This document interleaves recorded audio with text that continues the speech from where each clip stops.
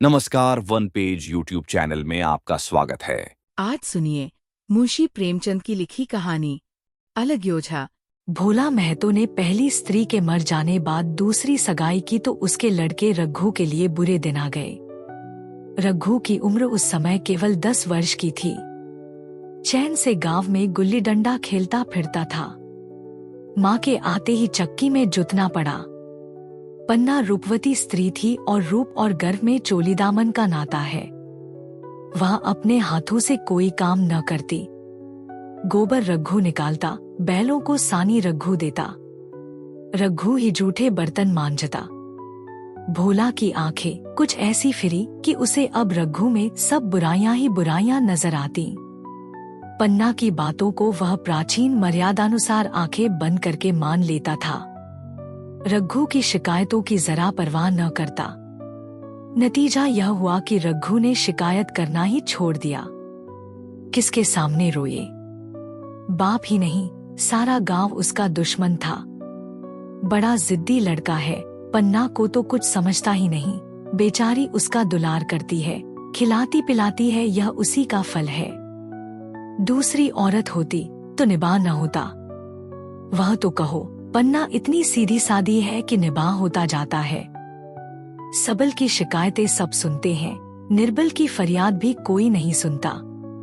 रघु का हृदय माँ की ओर से दिन दिन फटता जाता था। यहाँ तक कि 8 साल गुजर गए और एक दिन भोला के नाम भी मृत्यु का संदेशा पहुंचा। पन्ना के 4 बच्चे थे, 3 बेटे और 1 बेटी। इतना बड़ा खर्च और कमाने वाला कोई नहीं। रघु अब क्यों बात पूछने लगा? यह मानी हुई बात थी। अपनी स्त्री लाएगा और अलग रहेगा। स्त्री आकर और भी आग लगाएगी। पन्ना को चारों ओर अंधेरा ही अंधेरा दिखाई देता था। पर कुछ भी हो, वह रघु की आश्रय बनकर घर में न रहेगी। जिस घर में उसने राज किया, उसमें अब लौंडी न बनेगी। जिस लौंडे को अपना गुलाम समझा, उसका मुंह न ताकेगी। वह सुंदर थी, अवस्था अभी कुछ ऐसी ज्यादा न थी। जवानी अपनी पूरी बहार पर थी। क्या वह कोई दूसरा घर नहीं कर सकती? यही न होगा, लोग हंसेंगे। बला से उसकी बिरादरी में क्या ऐसा होता नहीं?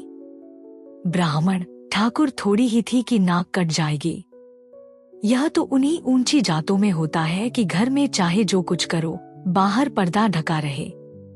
वह तो संसार को दिखाकर दूसरा घर कर सकती है, फिर वह रघु की दबैल बनकर क्यों रहे? भोला को मरे 1 महीना गुजर चुका था। संध्या हो गई थी। पन्ना इसी चिंता में पड़ी हुई थी कि सहसा उसे ख्याल आया, लड़के घर में नहीं है। यह बैलों के लौटने की बेला है, कहीं कोई लड़का उनके नीचे न आ जाए। अब द्वार पर कौन है जो उनकी देखभाल करेगा? रघु को मेरे लड़के फूटी आंखों नहीं भाते। कभी हंसकर नहीं बोलता। घर से बाहर निकली तो देखा रघु सामने झोपड़े में बैठा ऊख की गंडेरिया बना रहा है।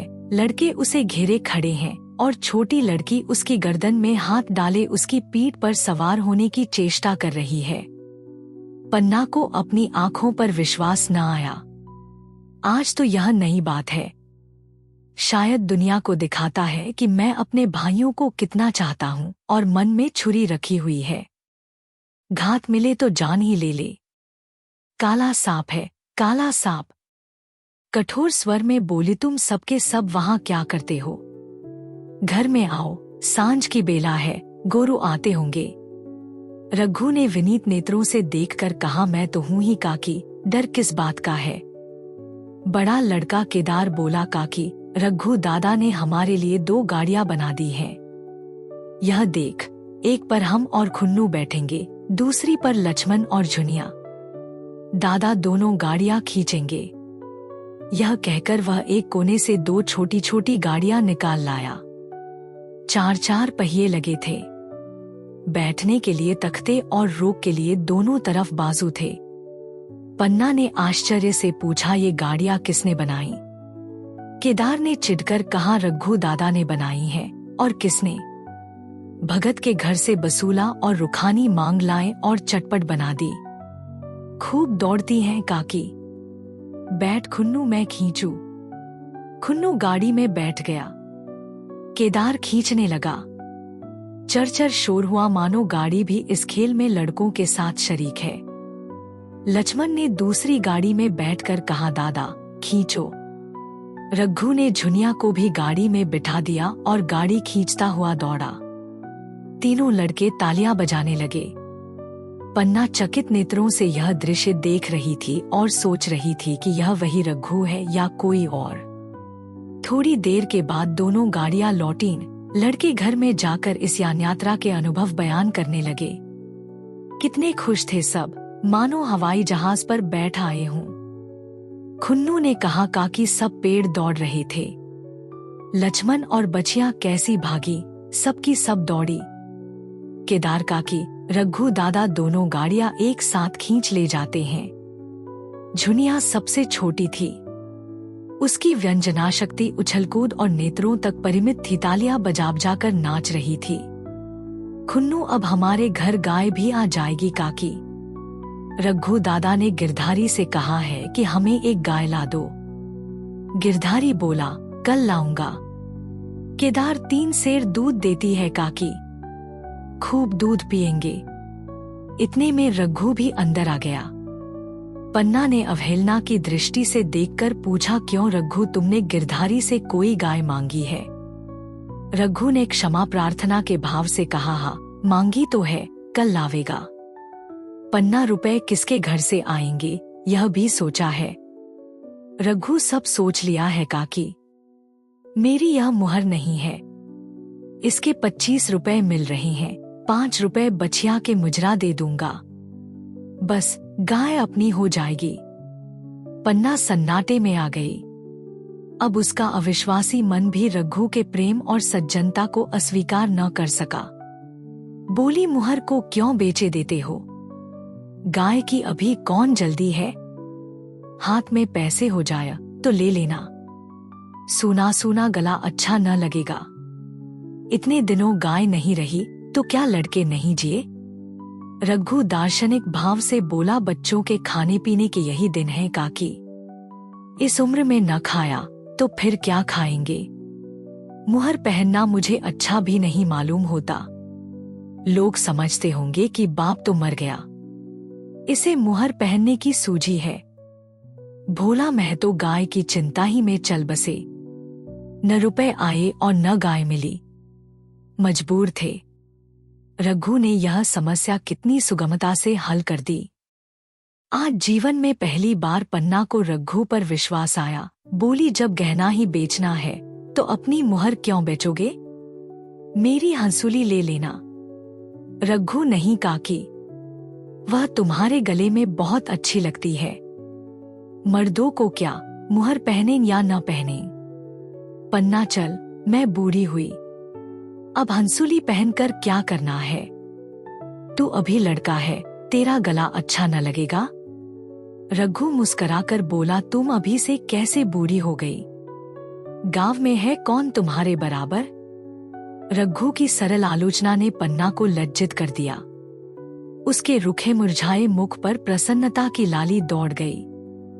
5 साल गुजर गए। रघु कासा मेहनती, ईमानदार, बात का धनी दूसरा किसान गांव में न था। पन्ना की इच्छा के बिना कोई काम न करता। उसकी उम्र अब 23 साल की हो गई थी। पन्ना बार बार कहती, भैया बहू को विदा करा लाओ। कब तक नहर में पड़ी रहेगी? सब लोग मुझी को बदनाम करते हैं कि यही बहू को नहीं आने देती, मगर रघु टाल देता था। कहता कि अभी जल्दी क्या है। उसे अपनी स्त्री के रंगढ़ंग का कुछ परिचय दूसरों से मिल चुका था।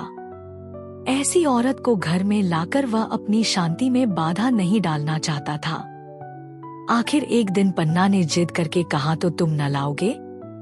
कह दिया कि अभी कोई जल्दी नहीं। तुम्हारे लिए जल्दी न होगी, मेरे लिए तो जल्दी है। मैं आज आदमी भेजती हूँ। पछताओगी काकी, उसका मिजाज अच्छा नहीं है। तुम्हारी बला से।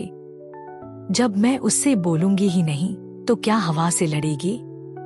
रोटियां तो बना लेगी, मुझसे भीतर बाहर का सारा काम नहीं होता, मैं आज बुलाए लेती हूँ। बुलाना चाहती हो, बुला लो, मगर फिर यह न कहना कि यह मेहरिया को ठीक नहीं करता, उसका गुलाम हो गया। न कहूंगी, जाकर 2 साड़ियाँ और मिठाई ले आ। तीसरे दिन मुलिया मैके से आ गई। दरवाजे पर नगाड़े बजे, शहनाइयों की मधुर ध्वनि आकाश में गूंजने लगी। मुंह दिखावे की रस्म अदा हुई। वह इस मरुभूमि में निर्मल जलधारा थी। गेहुआ रंग था, बड़ी बड़ी नोकीली पलकें, कपोलों पर हल्की सुर्खी, आंखों में प्रबल आकर्षण। रघु उसे देखते ही मंत्रमुग्ध हो गया। प्रात काल पानी का घड़ा लेकर चलती, तब उसका गेहुआ रंग प्रभात की सुनहरी किरणों से कुंदन हो जाता, मानो उषा अपनी सारी सुगंध, सारा विकास और उन्माद लिए मुस्कराती चली जाती हो। मुलिया मैके से ही जली भुनी आई थी। मेरा शौहर छाती फाड़कर काम करे और पन्ना रानी बनी बैठी रहे, उसके लड़के रईसजादे बने घूमे। मुलिया से यह बर्दाश्त न होगा। वह किसी की गुलामी न करेगी।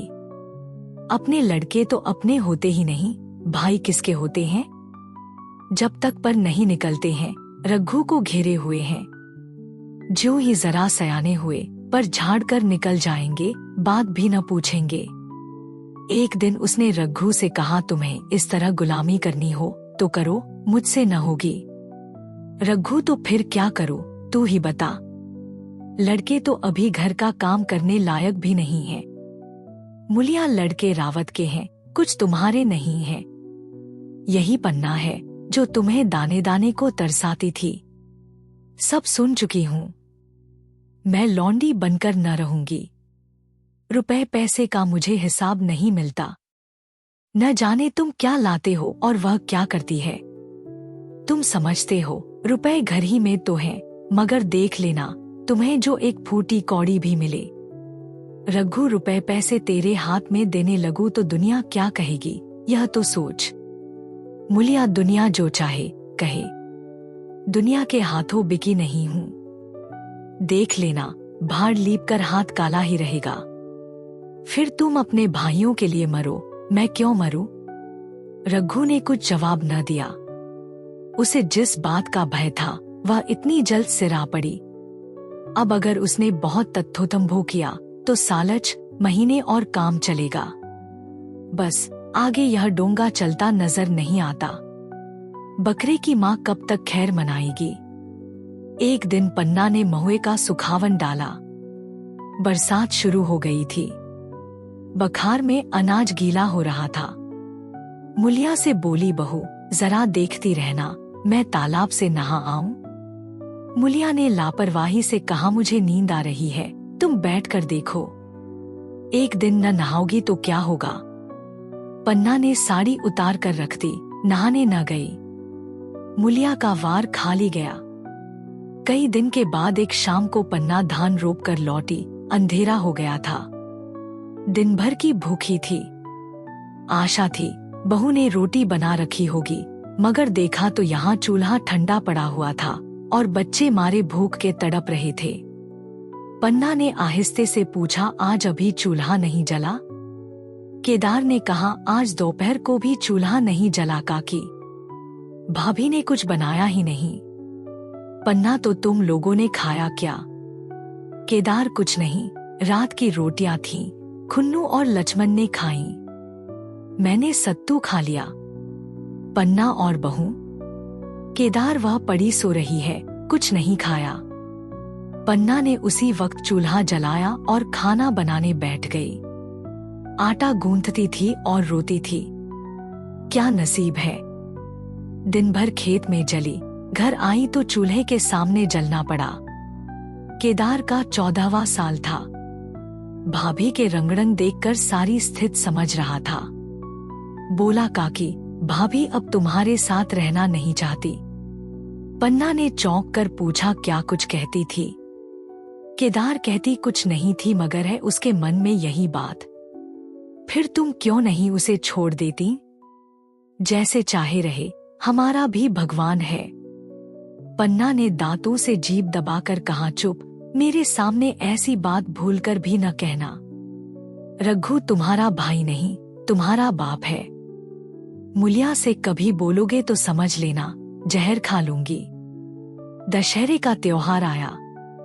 इस गांव से कोस भर एक पूर्वे में मेला लगता था। गांव के सब लड़के मेला देखने चले। पन्ना भी लड़कों के साथ चलने को तैयार हुई, मगर पैसे कहाँ से आए? कुंजी तो मुलिया के पास थी। रघु ने आकर मुलिया से कहा, लड़के मिले जा रहे हैं, सबों को 2-2 पैसे दे दो। मुलिया ने त्योरिया चढ़ाकर कहा, पैसे घर में नहीं है। रघु अभी तो तिलहन बिका था, क्या इतनी जल्दी रुपए उठ गए? मुलिया, हाँ उठ गए। रघु, कहाँ उठ गए? जरा सुनो, आज त्योहार के दिन लड़के मेला देखने न जाएंगे? मुलिया, अपनी काकी से कहो पैसे निकालें, गाड़ कर क्या करेंगी? खूंटी पर कुंजी लटक रही थी। रघु ने कुंजी उतारी और चाहा कि संदूक खोले कि मुलिया ने उसका हाथ पकड़ लिया और बोली, कुंजी मुझे दे दो, नहीं तो ठीक न होगा। खाने पहनने को भी चाहिए, कागज किताब को भी चाहिए, उस पर मेला देखने को भी चाहिए। हमारी कमाई इसलिए नहीं है कि दूसरे खाए और मूंछों पर ताव दें। पन्ना ने रघु से कहा, भैया पैसे क्या होंगे, लड़के मेला देखने न जाएंगे। रघु ने झिड़क कर कहा, मेला देखने क्यों न जाएंगे? सारा गांव जा रहा है, हमारे ही लड़के न जाएंगे? यह कहकर रघु ने अपना हाथ छुड़ा लिया और पैसे निकालकर लड़कों को दे दिए। मगर कुंजी जब मुलिया को देने लगा तब उसने उसे आंगन में फेंक दिया और मुंह लपेटकर लेट गई। लड़के मेला देखने न गए। इसके बाद 2 दिन गुजर गए। मुलिया ने कुछ नहीं खाया और पन्ना भी भूखी रही। रघु कभी इसे मनाता, कभी उसे, पर न यह उठती न वह। आखिर रघु ने हैरान होकर मुलिया से पूछा, कुछ मुंह से तो कह, चाहती क्या है? मुलिया ने धरती को संबोधित करके कहा, मैं कुछ नहीं चाहती, मुझे मेरे घर पहुंचा दो। रघु, अच्छा उठ, बना खा, पहुंचा दूंगा। मुलिया ने रघु की ओर आंखें उठाई। रघु उसकी सूरत देखकर डर गया। वह माधुर्य, वह मोहकता, वह लावण्य गायब हो गया था। दांत निकल आए थे, आंखें फट गई थी और नथुने फड़क रहे थे। अंगारे की सी लाल आंखों से देखकर बोली, अच्छा तो काकी ने यह सलाह दी है, यह मंत्र पढ़ाया है, तो यहाँ ऐसी कच्ची नहीं हूँ। तुम दोनों की छाती पर मूंग दलूंगी। हो किस फेर में? रघु, अच्छा तो मूंग ही दल लेना, कुछ खा पी लेगी तभी तो मूंग दल सकेगी। मुलिया, अब तो तभी मुंह में पानी डालूंगी जब घर अलग हो जाएगा। बहुत झेल चुकी, अब नहीं झेला जाता। रघु सन्नाटे में आ गया। 1 मिनट तक उसके मुंह से आवाज ही न निकली। अलग होने की उसने स्वप्न में भी कल्पना न की थी। उसने गांव में 2-4 परिवारों को अलग होते देखा था। वह खूब जानता था, रोटी के साथ लोगों के हृदय भी अलग हो जाते हैं, अपने हमेशा के लिए गैर हो जाते हैं। फिर उनमें वही नाता रह जाता है जो गांव के और आदमियों में। रघु ने मन में ठान लिया था कि इस विपत्ति को घर में न आने दूंगा, मगर होनहार के सामने उसकी एक न चली। आह, मेरे मुंह में कालिख लगेगी। दुनिया यही कहेगी कि बाप के मर जाने पर 10 साल भी एक में निभा न हो सका। फिर किससे अलग हो जाऊं? जिनको गोद में खिलाया, जिनको बच्चों की तरह पाला, जिनके लिए तरह तरह के कष्ट झेले, उन्हीं से अलग हो जाऊं? अपने प्यारों को घर से निकाल बाहर करूं? उसका गला फंस गया। कांपते हुए स्वर में बोला, तू क्या चाहती है कि मैं अपने भाइयों से अलग हो जाऊं? भला सोच तो, कहीं मुंह दिखाने लायक रहूंगा। मुलिया, तो मेरा इन लोगों के साथ निभा न होगा। रघु, तो तू अलग हो जा। मुझे अपने साथ क्यों घसीटती है? मुलिया, तो मुझे क्या तुम्हारे घर में मिठाई मिलती है? मेरे लिए क्या संसार में जगह नहीं है? रघु, तेरी जैसी मर्जी, जहां चाहे रह। मैं अपने घर वालों से अलग नहीं हो सकता। जिस दिन इस घर में 2 चूल्हे जलेंगे, उस दिन मेरे कलेजे के 2 टुकड़े हो जाएंगे। मैं यह चोट नहीं सह सकता। तुझे जो तकलीफ हो वह मैं दूर कर सकता हूँ। माल असबाब की मालकिन तू है ही, अनाज पानी तेरे ही हाथ है, अब रह क्या गया है। अगर कुछ काम धंधा करना नहीं चाहती मत कर। भगवान ने मुझे समाई दी होती तो मैं तुझे तिनका तक उठाने न देता। तेरे यह सुकुमार हाथ पाव मेहनत मजदूरी करने के लिए बनाए ही नहीं गए हैं, मगर क्या करूं अपना कुछ बस ही नहीं है। फिर भी तेरा जी कोई काम करने को न चाहे मत कर, मगर मुझसे अलग होने को न कह, तेरे पैरों पड़ता हूँ। मुलिया ने सिर से आंचल खिसकाया और जरा समीप आकर बोली, मैं काम करने से नहीं डरती, न बैठे बैठे खाना चाहती हूँ, मगर मुझसे किसी की धौंस नहीं सही जाती। तुम्हारी ही काकी घर का कामकाज करती हैं तो अपने लिए करती हैं, अपने बाल बच्चों के लिए करती हैं। मुझ पर कुछ एहसान नहीं करती, फिर मुझ पर धौंस क्यों जमाती हैं? उन्हें अपने बच्चे प्यारे होंगे, मुझे तो तुम्हारा आसरा है। मैं अपनी आंखों से यह नहीं देख सकती कि सारा घर तो चैन करे, जरा से बच्चे तो दूध पिएं, और जिसके बलबूते पर गृहस्थी बनी हुई है वह मट्ठे को तरसे, कोई उसका पूछने वाला न हो। जरा अपना मुंह तो देखो, कैसी सूरत निकल आई है। औरों के तो 4 बरस में अपने पट्टे तैयार हो जाएंगे, तुम तो 10 साल में खाट पर पड़ जाओगे। बैठ जाओ, खड़े क्यों हो? क्या मार कर भागोगे? मैं तुम्हें जबरदस्ती न बांध लूंगी, या मालकिन का हुक्म नहीं है। सच कहो तुम बड़े कटकलेजी हो। मैं जानती ऐसे निर्मोहिए से पाला पड़ेगा तो इस घर में भूल से न आती भी तो मन न लगाती, मगर अब तो मन तुमसे लग गया। घर भी जाओ तो मन यहाँ ही रहेगा और तुम जो हो मेरी बात नहीं पूछते। मुलिया की ये रसीली बातें रघु पर कोई असर न डाल सकी। वह उसी रुखाई से बोला, मुलिया मुझसे यह न होगा। अलग होने का ध्यान करते ही मेरा मन न जाने कैसा हो जाता है। यह चोट मुझसे न सही जाएगी। मुलिया ने परिहास करके कहा, तो चूड़ियां पहनकर अंदर बैठो न। लाओ मैं मूंछें लगा लूं। मैं तो समझती थी कि तुम में भी कुछ कसबल है, अब देखती हूँ तो निरे मिट्टी के लोंदे हो।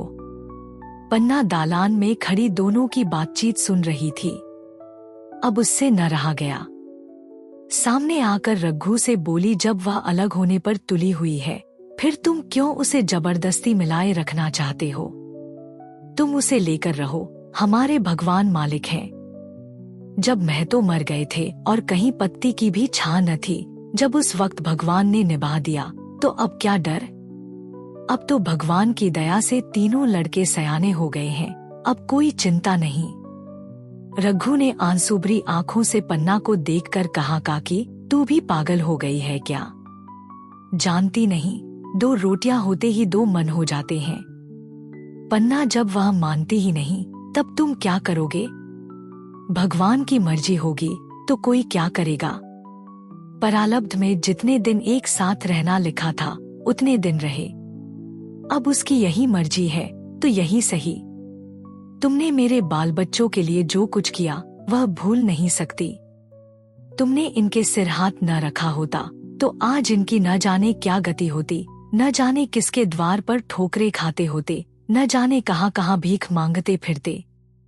तुम्हारा जस मरते दम तक गाऊंगी। अगर मेरी खाल तुम्हारे जूते बनाने के काम आए तो खुशी से दे दूं। चाहे तुमसे अलग हो जाऊं, पर जिस घड़ी पुकारोगे कुत्ते की तरह दौड़ी आऊंगी। यह भूलकर भी न सोचना कि तुमसे अलग होकर मैं तुम्हारा बुरा चेतूंगी। जिस दिन तुम्हारा अनभल मेरे मन में आएगा उसी दिन विष खाकर मर जाऊंगी। भगवान करे तुम दूधो नहाओ पूतो फलो।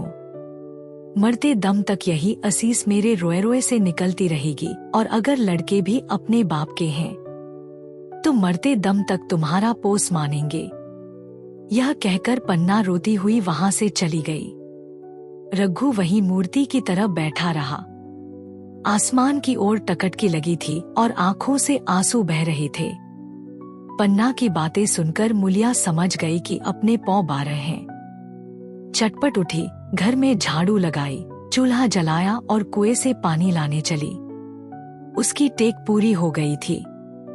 गांव में स्त्रियों के दो दल होते हैं, एक बहुओं का, दूसरा सासों का। बहुएं सलाह और सहानुभूति के लिए अपने दल में जाती हैं, सासें अपने में। दोनों की पंचायतें अलग होती हैं। मुलिया को कुएं पर 2-3 बहुएं मिल गई। एक से पूछा, आज तो तुम्हारी बुढ़िया बहुत रोधो रही थी।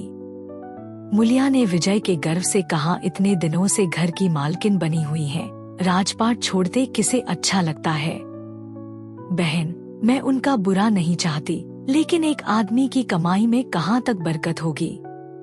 मेरे भी तो यही खाने पीने पहनने ओढ़ने के दिन हैं। अभी उनके पीछे मरो, फिर बाल बच्चे हो जाए, उनके पीछे मरो, सारी जिंदगी रोते ही कट जाए। एक बहू बुढ़िया यही चाहती है कि यह सब जन्म भर लौंडी बनी रहे, मोटा झोटा खाए और पड़ी रहे। दूसरी बहू किस भरोसे पर कोई मरे, अपने लड़के तो बात नहीं पूछे, पराए लड़कों का क्या भरोसा। कल इनके हाथ पैर हो जाएंगे, फिर कौन पूछता है। अपनी अपनी महरियों का मुंह देखेंगे। पहले ही से फटकार देना अच्छा है, फिर तो कोई कलंक न होगा। मुलिया पानी लेकर गई, खाना बनाया और रघु से बोली, जाओ नहा आओ, रोटी तैयार है। रघु ने मानो सुना ही नहीं, सिर पर हाथ रखकर द्वार की तरफ ताकता रहा। मुलिया क्या कहती हूँ, कुछ सुनाई देता है, रोटी तैयार है, जाओ नहा आओ। रघु, सुन तो रहा हूँ, क्या बहरा हूँ। रोटी तैयार है तो जाकर खा ले, मुझे भूख नहीं है। मुलिया ने फिर नहीं कहा। जाकर चूल्हा बुझा दिया, रोटियां उठाकर छींके पर रख दी और मुंह ढांक कर लेट रही। जरा देर में पन्ना आकर बोली, खाना तैयार है, नहा धोकर खा लो, बहू भी भूखी होगी। रघु ने झुंझलाकर कहा, काकी तो घर में रहने देगी कि मुंह में कालिख लगाकर कहीं निकल जाऊं। खाना तो खाना ही है, आज न खाऊंगा, कल खाऊंगा, लेकिन अभी मुझसे न खाया जाएगा। केदार क्या अभी मदरसे से नहीं आया? पन्ना अभी तो नहीं आया, आता ही होगा। पन्ना समझ गई कि जब तक वह खाना बनाकर लड़कों को न खिलाएगी और खुद न खाएगी, रघु न खाएगा। इतना ही नहीं, उसे रघु से लड़ाई करनी पड़ेगी, उसे जलीकटी सुनानी पड़ेगी, उसे यह दिखाना पड़ेगा कि मैं ही उससे अलग होना चाहती हूँ, नहीं तो वह इसी चिंता में घुल घुल कर प्राण दे देगा। यह सोचकर उसने अलग चूल्हा जलाया और खाना बनाने लगी। इतने में केदार और खुन्नू मदरसे से आ गए। पन्ना ने कहा, आओ बेटा, खा लो, रोटी तैयार है। केदार ने पूछा, भैया को भी बुला लूं ना? पन्ना, तुम आकर खा लो, उसकी रोटी बहू ने अलग बनाई है। खुन्नू, जाकर भैया से पूछना आऊं। पन्ना, जब उनका जी चाहेगा खाएंगे, तू बैठकर खा, तुझे इन बातों से क्या मतलब। जिसका जी चाहेगा खाएगा, जिसका जी न चाहेगा न खाएगा। जब वह और उसकी बीवी अलग रहने पर तुले हैं तो कौन मनाए? केदार, तो क्यों अम्मा जी, क्या हम अलग घर में रहेंगे? पन्ना, उनका जी चाहे एक घर में रहें, जी चाहे आंगन में दीवार डाल लें। खुन्नू ने दरवाजे पर आकर झांका, सामने फूस की झोपड़ी थी, वहीं खाट पर पड़ा रघु नारियल पी रहा था। खुन्नू, भैया तो अभी नारियल लिए बैठे हैं। पन्ना, जब जी चाहेगा खाएंगे। केदार, भैया ने भाभी को डांटा नहीं? मुलिया अपनी कोठरी में पड़ी सुन रही थी। बाहर आकर बोली, भैया ने तो नहीं डांटा, अब तुम आकर डांटो। केदार के चेहरे का रंग उड़ गया, फिर जबान न खोली। तीनों लड़कों ने खाना खाया और बाहर निकले। लू चलने लगी थी। आम के बाग में गांव के लड़के लड़कियां हवा से गिरे हुए आम चुन रहे थे। केदार ने कहा, आज हम भी आम चुनने चलें, खूब आम गिर रहे हैं। खुन्नू, दादा जो बैठे हैं। लक्ष्मण, मैं न जाऊंगा, दादा घुड़केंगे। केदार, वह तो अब अलग हो गए। लक्ष्मण, तो अब हमको कोई मारेगा तब भी दादा न बोलेंगे। केदार, वाह, तब क्यों न बोलेंगे? रघु ने तीनों लड़कों को दरवाजे पर खड़े देखा पर कुछ बोला नहीं। पहले तो वह घर के बाहर निकलते ही उन्हें डांट बैठता था, पर आज वह मूर्ति के समान निश्चल बैठा रहा। अब लड़कों को कुछ साहस हुआ, कुछ दूर और आगे बढ़े। रघु अब भी न बोला। कैसे बोले? वह सोच रहा था, काकी ने लड़कों को खिला पिला दिया, मुझसे पूछा तक नहीं। क्या उसकी आंखों पर भी पर्दा पड़ गया है? अगर मैंने लड़कों को पुकारा और वह न आए तो मैं उनको मार पीट तो न सकूंगा। लू में सब मारे मारे फिरेंगे, कहीं बीमार न पड़ जाया। उसका दिल महसूस कर रह जाता था, लेकिन मुंह से कुछ कह न सकता था। लड़कों ने देखा कि यह बिल्कुल नहीं बोलते तो निर्भय होकर चल पड़े। सहसा मूलिया ने आकर कहा, अब तो उठोगे कि अब भी नहीं? जिनके नाम पर फाका कर रहे हो, उन्होंने मजे से लड़कों को खिलाया और आप खाया, अब आराम से सो रही हैं। मोर पिया बात न पूछें, मोर सुहागिन नाव, एक बार भी तो मुंह से न फूटा कि चलो भैया खा लो। रघु को इस समय मर्मांतक पीड़ा हो रही थी। मूलिया के इन कठोर शब्दों ने घाव पर नमक छिड़क दिया। दो खित नेत्रों से देखकर बोला, तेरी जो मर्जी थी वही तो हुआ, अब जा ढोल बजा। मूलिया, नहीं, तुम्हारे लिए थाली परोसे बैठी हैं। रघु, मुझे चिढ़ा मत, तेरे पीछे मैं भी बदनाम हो रहा हूँ। जब तू किसी की होकर नहीं रहना चाहती तो दूसरे को क्या गरज है जो तेरी खुशामद करे। जाकर काकी से पूछ, लड़के आम चुनने गए हैं, उन्हें पकड़ लाऊं? मूलिया अंगूठा दिखाकर बोली, यह जाता है, तुम्हें 100 बार गरज हो, जाकर पूछो। इतने में पन्ना भी भीतर से निकल आई। रघु ने पूछा, लड़के बगीचे में चले गए काकी, लू चल रही है। पन्ना अब उनका कौन 75 है। बगीचे में जाया, पेड़ पर चढ़े, पानी में डूबे। मैं अकेली क्या क्या करूं? रघु, जाकर पकड़ लाऊं? पन्ना, जब तुम्हें अपने मन से नहीं जाना है तो फिर मैं जाने को क्यों कहूं? तुम्हें रोकना होता तो रोक न देते, तुम्हारे सामने ही तो गए होंगे। पन्ना की बात पूरी भी न हुई थी कि रघु ने नारियल कोने में रख दिया और बाग की तरफ चला। रघु लड़कों को लेकर बाग से लौटा तो देखा मूलिया अभी तक झोंपड़े में खड़ी है। बोला, तू जाकर खा क्यों नहीं लेती? मुझे तो इस बेला भूख नहीं है। मूलिया ऐंठ कर बोली, हाँ, भूख क्यों लगेगी? भाइयों ने खाया, वह तुम्हारे पेट में पहुंच ही गया होगा। रघु ने दांत पीसकर कहा, मुझे जला मत मूलिया, नहीं अच्छा न होगा। खाना कहीं भागा नहीं जाता, एक बेला न खाऊंगा तो मर न जाऊंगा। क्या तू समझती है घर में आज कोई छोटी बात हो गई है? तूने घर में चूल्हा नहीं जलाया, मेरे कलेजे में आग लगाई है। मुझे घमंड था कि और चाहे कुछ हो जाए पर मेरे घर में फूट का रोग न आने पाएगा, पर तूने मेरा घमंड चूर कर दिया। परालब्ध की बात है। मूलिया तिनक कर बोली, सारा मोहछो तुम्ही को है कि और किसी को है? मैं तो किसी को तुम्हारी तरह बिसूरते नहीं देखती। रघु ने ठंडी सांस खींचकर कहा, मूलिया, घाव पर नून न छिड़क, तेरे ही कारण मेरी पीठ में धूल लग रही है। मुझे इस गृहस्थी का मोह न होगा तो किसे होगा? मैंने ही तो इसे मरमर जोड़ा। जिनको गोद में खेलाया वहीं अब मेरे पट्टीदार होंगे। जिन बच्चों को मैं डांटता था उन्हें आज कड़ी आंखों से भी नहीं देख सकता। मैं उनके भले के लिए भी कोई बात करूं तो दुनिया यही कहेगी कि यह अपने भाइयों को लूटे लेता है। जा, मुझे छोड़ दे, अभी मुझसे कुछ न खाया जाएगा। मूलिया, मैं कसम रखा दूंगी, नहीं चुपके से चले चलो। रघु, देख, अब भी कुछ नहीं बिगड़ा है, अपना हट छोड़ दे। मूलिया, हमारा ही लहू पिए, जो खाने न उठे। रघु ने कानों पर हाथ रखकर कहा, यह तूने क्या किया मूलिया? मैं तो उठ ही रहा था, चल खा लूं। नहाने धोने कौन जाए, लेकिन इतना कह देता हूँ कि चाहे 4 की जगह 6 रोटियां खा जाऊं, चाहे तू मुझे घी के मटके ही में डुबा दे, पर यह दाग मेरे दिल से न मिटेगा। मूलिया, दाग साग सब मिट जाएगा, पहले सबको ऐसा ही लगता है। देखते नहीं हो उधर कैसी चैन की वंशी बज रही है। वह तो मना ही रही थी कि किसी तरह यह सब अलग हो जाया।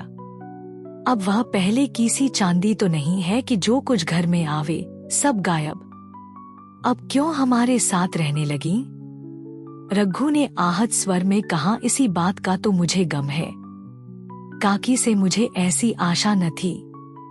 रघु खाने बैठा तो कौर विष के घूंट सा लगता था। जान पड़ता था रोटियां भूसी की हैं, दाल पानी सी लगती। पानी कंठ के नीचे न उतरता था, दूध की तरफ देखा तक नहीं। 2-4 ग्रास खाकर उठाया जैसे किसी प्रियजन के श्राद्ध का भोजन हो। रात का भोजन भी उसने इसी तरह किया। भोजन क्या किया, कसम पूरी की। रात भर उसका चित्त उद्विग्न रहा। एक अज्ञात शंका उसके मन पर छाई हुई थी, जैसे भोला महतो द्वार पर बैठा रो रहा हो। वह कई बार चौंक कर उठा।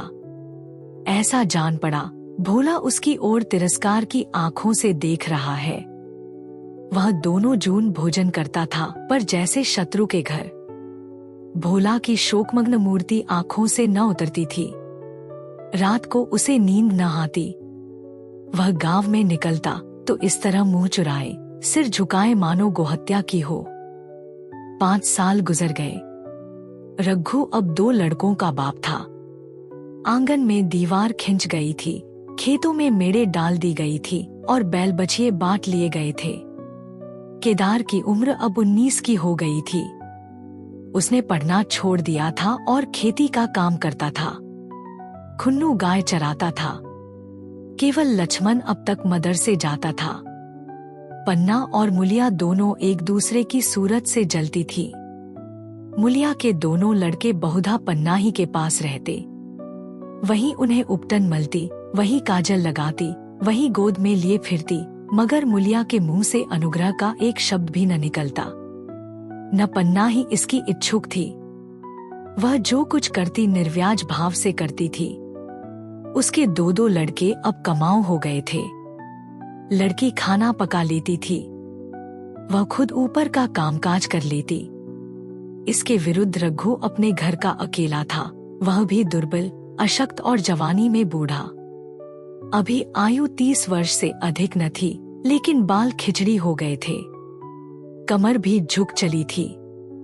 खांसी ने जीर्ण कर रखा था। देखकर दया आती थी। और खेती पसीने की वस्तु है। खेती की जैसी सेवा होनी चाहिए, वह उससे न हो पाती। फिर अच्छी फसल कहाँ से आती? कुछ ऋण भी हो गया था। वह चिंता और भी मारे डालती थी। चाहिए तो यह था कि अब उसे कुछ आराम मिलता। इतने दिनों के निरंतर परिश्रम के बाद सिर का बोझ कुछ हल्का होता, लेकिन मुलिया की स्वार्थपरता और अदूरदर्शिता ने लहराती हुई खेती उजाड़ दी।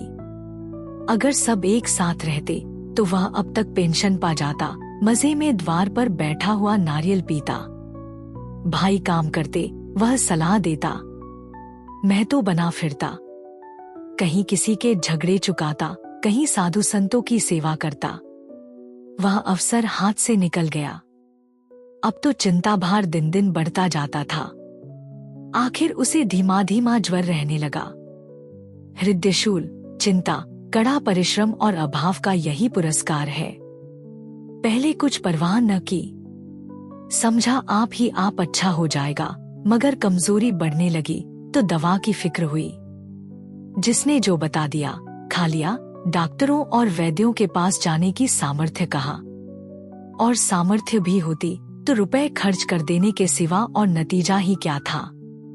जीर्ण ज्वर की औषधि आराम और पुष्टिकारक भोजन है। न वह बसंत मालती का सेवन कर सकता था और न आराम से बैठकर बलवर्धक भोजन कर सकता था। कमजोरी बढ़ती ही गई। पन्ना को अवसर मिलता तो वह आकर उसे तसल्ली देती, लेकिन उसके लड़के अब रघु से बात भी न करते थे।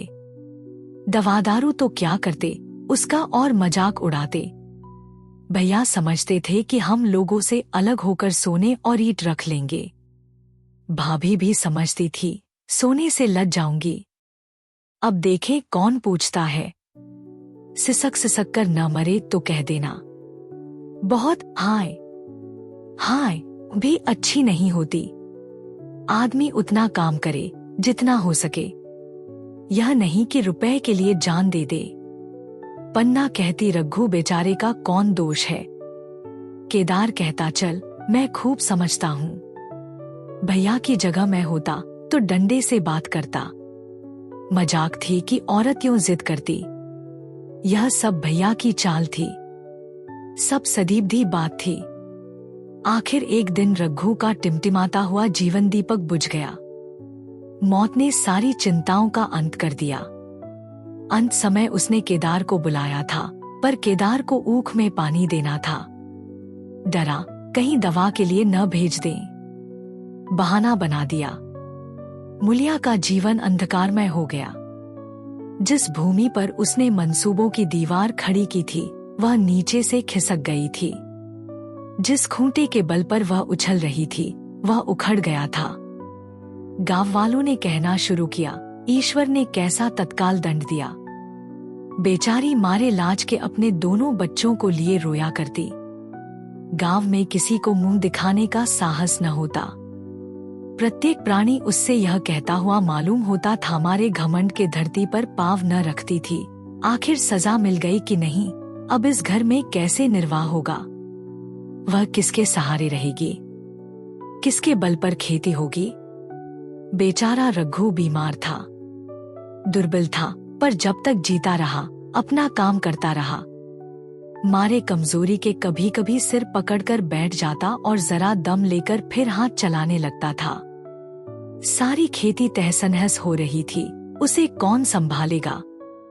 अनाज की डांठें खलिहान में पड़ी थी, ऊख अलग सूख रही थी। वह अकेली क्या क्या करेगी। फिर सिंचाई अकेले आदमी का तो काम नहीं, 3-3 मजदूरों को कहां से लाए। गांव में मजदूर थे ही कितने, आदमियों के लिए खींचातानी हो रही थी। क्या करे क्या न करे। इस तरह 13 दिन बीत गए। क्रियाकर्म से छुट्टी मिली। दूसरे ही दिन सवेरे मुलिया ने दोनों बालकों को गोद में उठाया और अनाज मारने चली। खलिहान में पहुंचकर उसने एक को तो पेड़ के नीचे घास के नरम बिस्तर पर सुला दिया और दूसरे को वहीं बैठाकर अनाज मारने लगी।